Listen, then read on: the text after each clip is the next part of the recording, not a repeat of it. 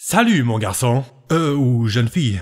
Il y a de grandes chances pour que tu ne sois pas encore abonné à la chaîne Néopsy. Alors, si la vidéo te plaît et que tu veux m'encourager, n'hésite pas à t'abonner. N'oublie jamais que si tu t'abonnes, tu assures un max.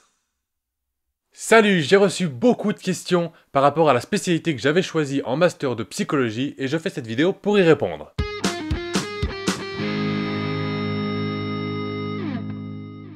Comme vous le savez sûrement, en psychologie, en fin d'études, il faut choisir une spécialité. À mon époque, c'était à l'époque de la 5e année qu'on se spécialisait, même si en 4e année, tu choisissais un peu des parcours orientés vers ta spécialisation de la 5e année. Il existe plein de spécialités, hein.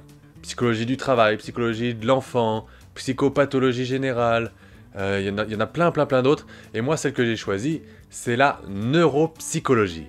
Alors, qu'est-ce que c'est ? Alors on fait souvent le raccourci de dire que cette personne est neuropsychologue. C'est pas vrai, neuropsychologue ça n'existe pas. En fait on est psychologue, tout d'abord, spécialisé en neuropsychologie. La neuropsychologie ça va être un petit peu à cheval entre la neurologie et la psychologie. D'où le nom neuropsychologue.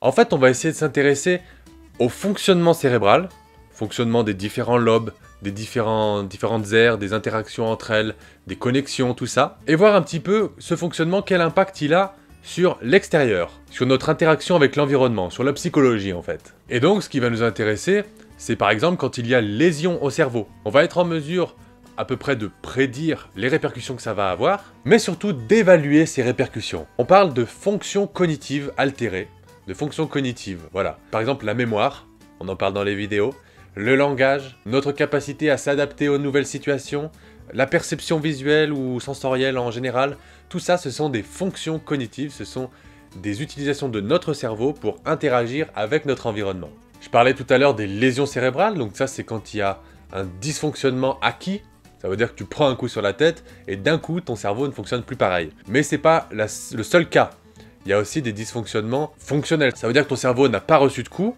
mais seulement il fonctionne pas comme celui des autres. Il fonctionne un peu différemment, c'est le cas des dyslexiques par exemple, pour qui l'acquisition du langage ne fonctionne pas pareil que pour les gens dans la norme, on va dire. Retards mentaux, les autistes, voilà. Tout un peu les maladies que vous appelez psychologiques vont avoir des marqueurs au niveau du cerveau et des profils types dans les évaluations des fonctions cognitives. Bon, là ça paraît un petit peu pointu ce que je te dis, mais retiens qu'en fait, on va essayer d'apprendre comment fonctionne le cerveau, à quoi il nous sert dans la vie de tous les jours, et à aider les gens qui ont du mal à s'en servir tous les jours. On va évaluer et essayer de comprendre le profil des gens pour essayer d'aménager leur vie et de les aider à mieux utiliser leur cerveau et à mieux interagir avec les environnements et finalement mieux vivre.